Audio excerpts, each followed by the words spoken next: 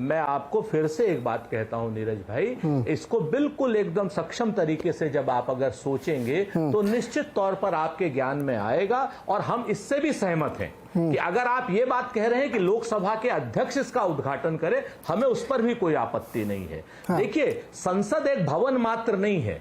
संसद में लेजिस्लेशंस बनते हैं, लेजिस्लेटर बैठते हैं, और वो जो लेजिस्लेटर है वो देश का कानून बनाते हैं, यानी संविधान बनाते हैं। और संवैधानिक प्रमुख हमारे राष्ट्रपति, हमारी प्ली है ये।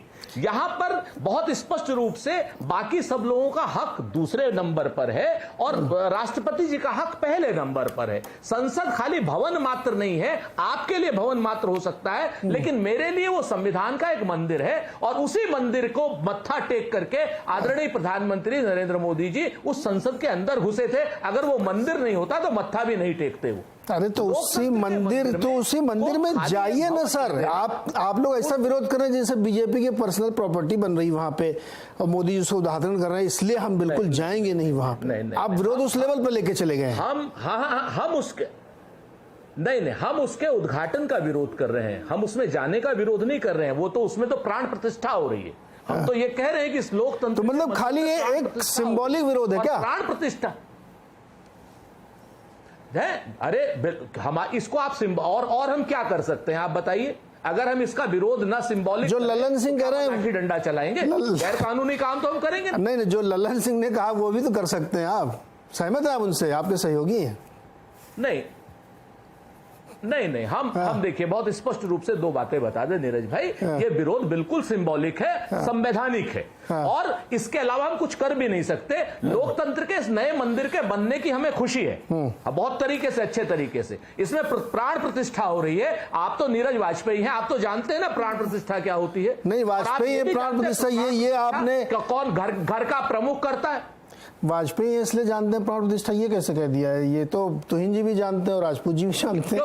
मैं आशुतोष जी भी जानते हैं। क्यों कहा मैंने इसका भी आप बिल्कुल, अरे बिल्कुल आशुतोष भी जानते, सुरेंद्र राजपूत। फिर मैंने इसीलिए कहा कि नीरज वाजपेयी भी जानते, हर्षवर्धन जी तो खैर बहुत नहीं, आपने जोर दे के कहा कि आप तो नीरज वाजपेयी इसलिए आप जानते ही होंगे। नहीं, अच्छा खैर इस विवाद तो नहीं जानते, नहीं तो लोग पता नहीं क्या इसके अर्थ निकालेंगे। मैं तो फिर से कहता हूं कि मुझे आपके पढ़ाई लिखाई पर भरोसा है, रुकिए सर, अब रुको, ज्ञान पर भरोसा है, इसलिए मैं प्राण प्रतिष्ठा का मतलब जानता हूं और आप भी जानते हैं। और इस प्राण प्रतिष्ठा में योग्य व्यक्ति ही वहां पर क्या नाम जजमान बनेगा, और वो योग्य व्यक्ति हमारी आदिवासी महिला राष्ट्रपति द्रौपदी मुर्मू है हमारे हिसाब से, और उन्हीं का होना चाहिए। और ये उद्घाटन का विरोध है खाली। जी, राजपूत जी की बात तुहिन जी के पास ले। तुहिन जी ये बताइए कि एक बहुत मान्य परंपरा है कि उस संसद की जो परिकल्पना है उसमें राष्ट्रपति जी उसके हकदार हैं, वो क्यों नहीं कर रहे सकती उद्घाटन, या वो क्यों नहीं कर रही हैं? विवाद सारा इसी बात का है ना कि उनको करना चाहिए, क्यों नहीं कराते आप लोग? देखिए नीरज जी, इस सवाल का एक प्रामाणिक उत्तर आपको लोकसभा स्पीकर के ऑफिस से मिल जाएगा। एक प्रवक्ता का एक सीमित दायरा होता है, और उस दायरे में रहकर मैं इतना जरूर कहूंगा कि हमारे देश के विपक्ष बौद्धिक बेईमानी या अर्थात इंटेलेक्चुअल डिसऑनेस्टी और दोहरापन से इस तरह से ग्रस्त है कि देश हित में सोच पाने की क्षमता, कार्य कर पाने की क्षमता वो खो चुकी है। ये वही विपक्ष है जो आज ये आदिवासी महिला के हक की बात कर रही है। पिछले साल इन्होंने क्या क्या नहीं कहा था। ईवल फिलॉसफी का प्रतिनिधित्व करती है द्रौपदी मुर्मू जी, ये कहा था इनके एक नेता ने। दूसरे नेता ने इनको राष्ट्रपत्नी कहा था, और आज ये कह रहे हैं कि आदिवासी महिला का अपमान हो रहा है। मैं समझ सकता हूं कांग्रेस की पीड़ा। 2004 से 2014 के बीच प्रधानमंत्री का कोई वजूद नहीं था इनके कार्यकाल में, लेकिन प्रधानमंत्री मोदी जी का एक बहुत सक्रिय योगदान रहा है समयबद्ध तरीके से, बल्कि समय से पूर्व इस पूरे नए संसद के निर्माण को पूरा करने में। वो स्वयं जो है निरीक्षण देते थे, बार बार जाके यूएस ट्रिप से आते थे, जाते थे। तो ये राष्ट्रपति को बुलाना चाहिए। निश्चित तौर पर जो है ये विषय जो है पार्लियामेंट तो ये बताइए कर सकते हैं, लेकिन इस बात पर एक गौरवान्वित क्षण, एक गौरवान्वित क्षण में इस तरह से पूरा विपक्ष जो है शोकाकुल है, ये देश के लिए बड़े दुख की बात है। आपने एक बात कही कि लोकसभा अध्यक्ष के को इस इसकी क्लैरिटी देनी चाहिए। मुझे पता नहीं है, मेरी जानकारी में नहीं आया कि उन्होंने इस बारे में कुछ कहा है कि नहीं कहा है, लेकिन चूंकि इतना विवाद, इतना बवाल मचा हुआ है देश में कि मतलब हम लोग बिजनेस चैनल होते हुए भी यही खबरें ज़्यादातर देख रहे हैं। मतलब ऐसा लग रहा है कि पता नहीं, सबसे बड़ी लड़ाई शायद यही है कि एक भवन का उद्घाटन कौन करेगा। जो मैं सवाल आपसे पूछ रहा था, मैं उसको रिपीट इसलिए पूछना चाहता हूँ कि थोड़ी और क्लैरिटी चाहिए कि एक तरीका होता है कि भाई आप उनको बुलाते, वो करती, क्या इसमें इश्यूज थे खड़े? क्या मैं इसमें कोई शक नहीं है, और ये एक इंजीनियरिंग मार्वल है। और मुझे लगता है कि पुरानी वाली जो लोकसभा है, मतलब संसद की जो बिल्डिंग है, वो 13-14 साल में बनी थी। ये तो रिकॉर्ड मेरे ख्याल में 3 साल में बन गई है। इतनी भव्य इमारत बनी है, इसमें कोई शक नहीं है प्रधानमंत्री जी ने निजी इंटरेस्ट इसको लेके बनाया है, और ये बहुत बड़ी बात है, इसमें कोई दो राय नहीं है। लेकिन अगर राष्ट्रपति जी हो जाते उसमें क्या बुराई थी? मैंने जो शब्द का प्रयोग मैंने किया था वो ये था कि आपको लोकसभा स्पीकर के ऑफिस से जो है एक प्रमाणिक जानकारी मिल जाएगी कि किस आधार पर तय किया गया कि इसका उद्घाटन कौन करेंगे। मैंने ये कहा था, देखिए ये सवाल कौन पूछ रही है? वो विपक्ष पूछ रही है जो आज से 1 या 2 साल पहले छत्तीसगढ़ असेंबली का एक नया बिल्डिंग बना था, उसका उद्घाटन राहुल गांधी और सोनिया गांधी जी ने किया था। शिलान्यास। क्या राहुल गांधी या सोनिया गांधी किसी संवैधानिक पद पे थे? तो क्या होना चाहिए इस पर निश्चित तौर पर तो बहस हो सकता है, जो होना भी चाहिए। बल्कि पार्लियामेंट का जो पहला बहस होगा जुलाई में, क्यों ना कांग्रेस ये प्रस्ताव लाए कि इस विषय पर हो।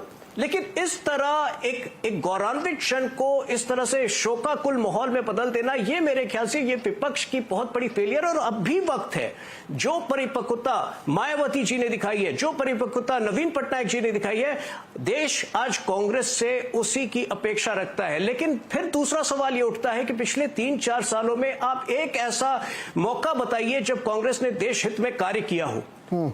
विपक्ष में जाते हैं, विदेश में जाते हैं राहुल गांधी, कहते हैं कि लोकतंत्र खतरे में है। जब यहां पे आज से 2 साल पहले एक बड़ा प्रहार हुआ था कोविड सेकेंड वेव में 5-6 हफ्तों का, तो वो वॉशिंगटन पोस्ट के रिपोर्ट्स को लेकर भारत की छवि धूमिल करने में लगे हुए थे। जब चाइना के जो सैनिक है वो कभी हमारे अंदर घुसते, हमारे अरुणाचल के क्षेत्र में घुसते, और जब हमारे बाहर निकलते हैं तब भी राहुल गांधी ग्लोबल टाइम्स के रुकिए, तो ये विपक्ष देश हित में नहीं सोचता। रुकिए, अब बहुत उधर जा रही, डाइवर्जन हो रहा है। राजपूत जी, ये छत्तीसगढ़ वाला क्या मामला है? हाँ, 2 बातें बड़ी साफ है नीरज भाई। पहली चीज तो ये है कि राज्यपाल का पद और राष्ट्रपति के पद को कुछ मूर्ख लोग इस हिंदुस्तान में जो शब्दों की मर्यादा रखिए हुए हैं, वो मिलाने की कोशिश कर रहे हैं। राजपूत जी, शब्दों की मर्यादा सुनिए नहीं, ये आप ही फिर अभी तो आपको बोला जाए तो आप चले जाएंगे। ऐसे शब्द का इस्तेमाल नहीं करिए। सुनिए, नहीं कोई हमें सुन लीजिए बात को, पहले हम बता दें आपसे। राज्यपाल का पद नामित पद है, और प्योर नामित पद है। वो केंद्र सरकार का एक प्रतिनिधि है राज्य में, केंद्र सरकार का। और राष्ट्रपति जी चुने हुए हैं, जो भारत की संसद के सदस्यों के द्वारा और पूरे देश के लेजिस्लेशन के द्वारा चुने हुए। इन 2 पदों को आप क्या नाम बिल्कुल बराबर नहीं कर सकते।